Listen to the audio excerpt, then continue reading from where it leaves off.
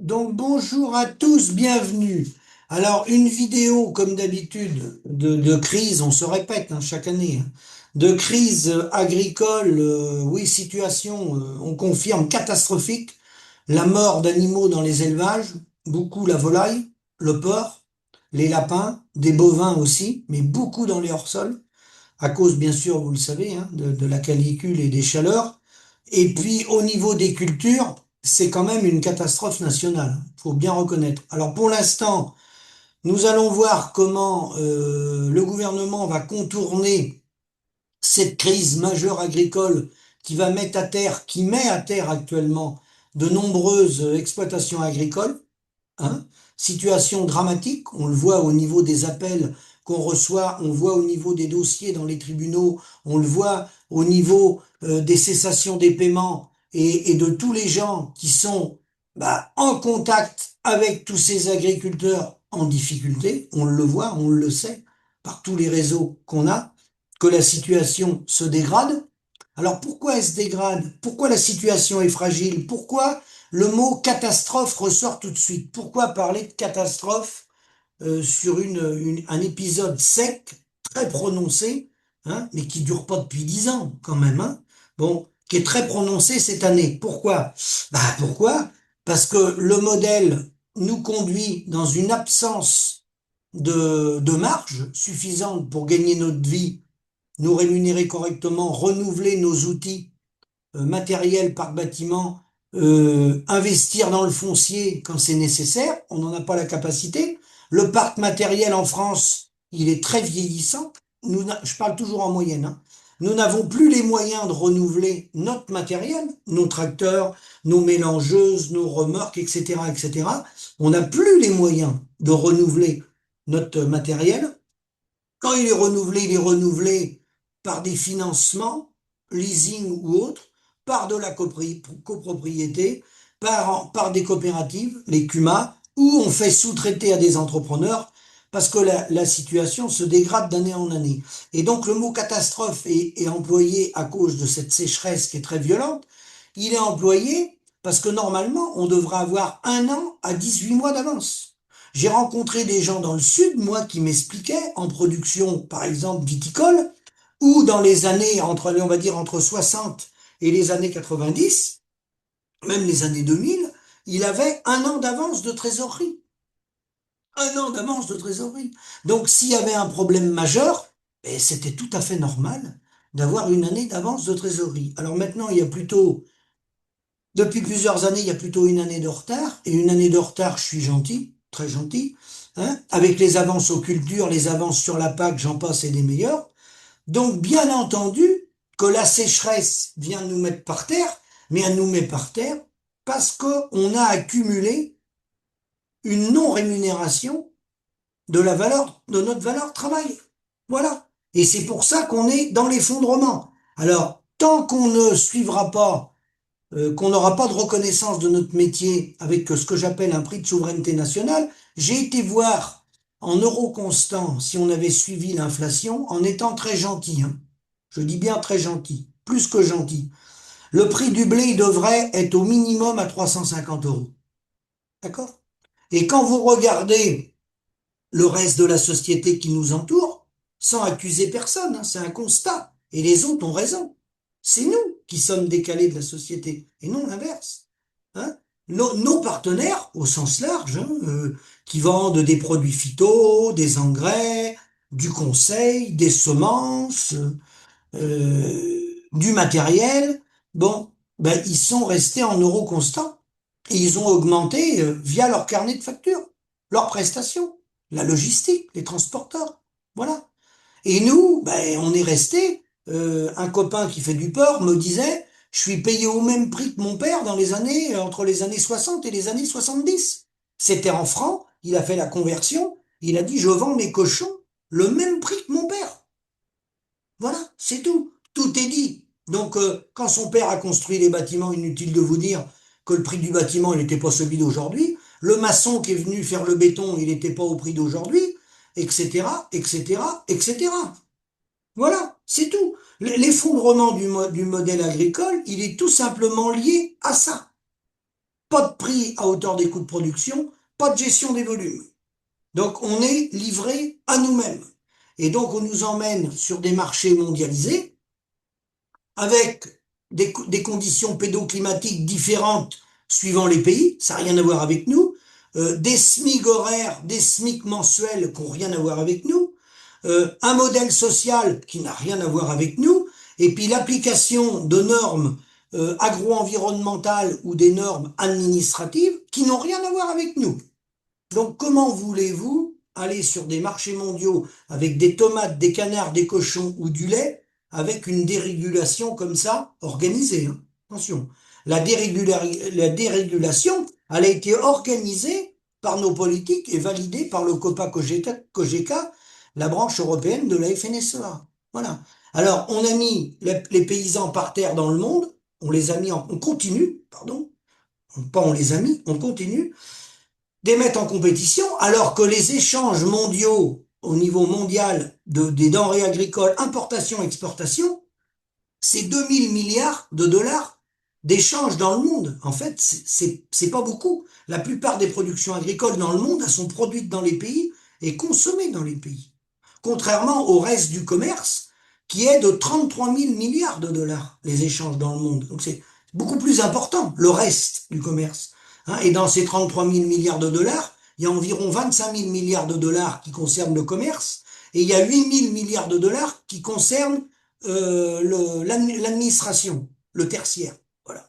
D'accord? Mais nous, on n'est qu'à 2000 milliards de dollars d'échanges. Donc en fait, c'est pas si important que ça sur le plan planétaire.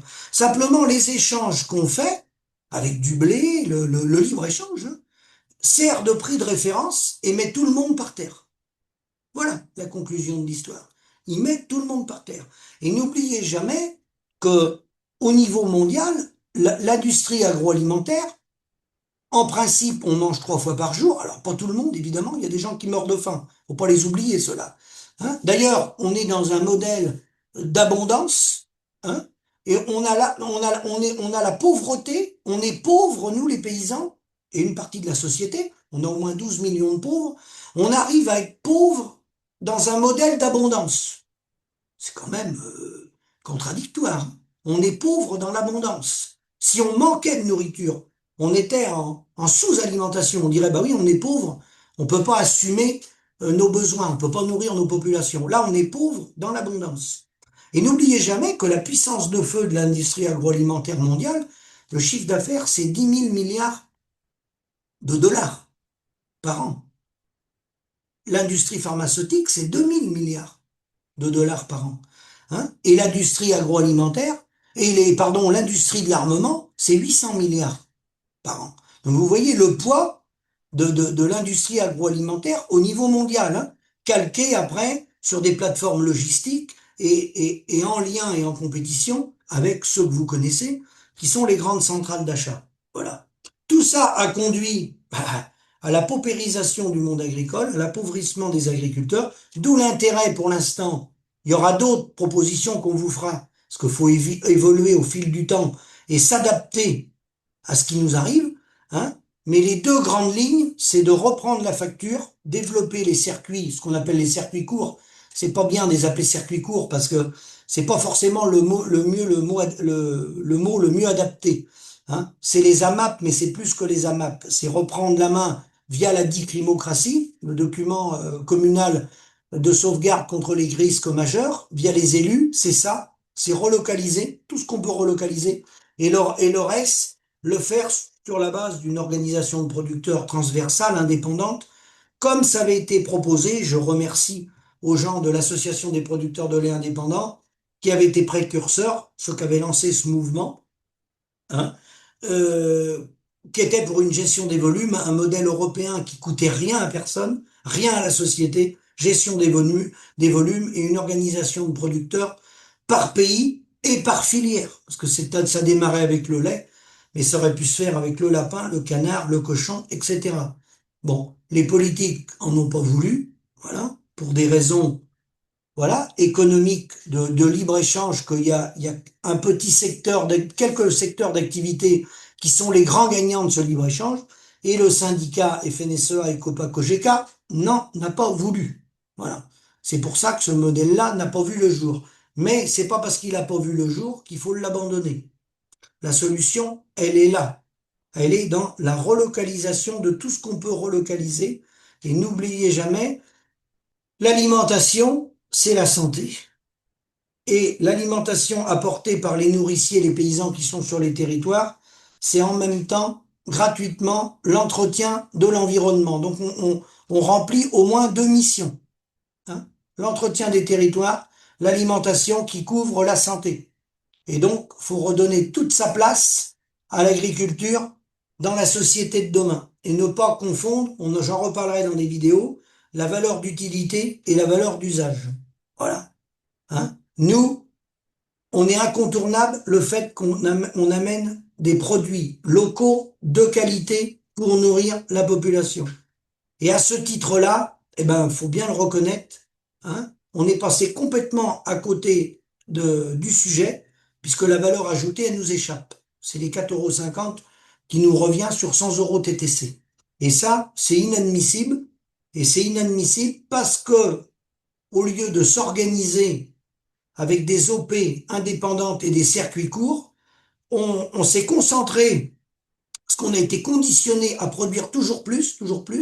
Donc on s'est concentré sur l'agrandissement, je parle en moyenne toujours, hein, on s'est concentré sur l'agrandissement de nos fermes, hein, prendre des terres, le contrôle des structures, tout ça, et pendant qu'on cherchait à s'agrandir et à produire plus, se moderniser avec des plus gros tracteurs et des plus grandes surfaces, eh bien, les gens qui sont autour de nous, eux, ils se sont occupés de nous organiser, hein, et de mettre la main sur la gestion de nos exploitations et surtout récupérer notre facture.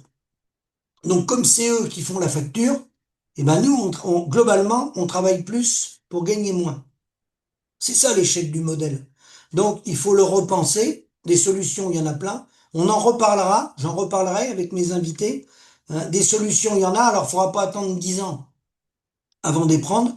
Il y en a déjà qui les ont pris. Parce que là, avec les coups qu'on se prend sur la tête et la sécheresse très puissante qu'on a actuellement, ça va être très très compliqué de passer l'année. Très très compliqué de passer l'année. N'ayant pas de réserve de trésorerie, hein, et ben là, plus de nourriture pour nourrir les bêtes, les céréaliers, des rendements catastrophiques. En vin, bah, ça va être pareil, hein, tout le monde va être touché. Les fruits et légumes et tout, ça brûle. Donc inutile de vous dire que les conséquences sur la ferme France vont être importantes.